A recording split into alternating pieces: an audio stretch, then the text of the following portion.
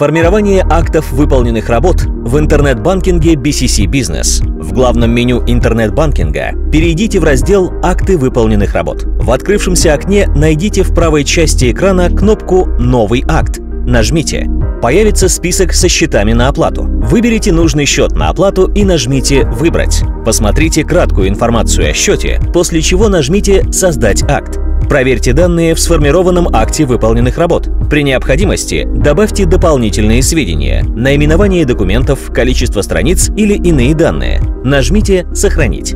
Теперь нажмите «Подписать» и «Отправить». Затем введите пароль для электронной цифровой подписи ЭЦП, после чего появится уведомление, что акт подписан и отправлен. Подписанный документ будет отображаться во вкладке «Отправленные» со статусом «На подписании». После отправки документа заказчик получит уведомление о поступлении акта выполненных работ на подпись.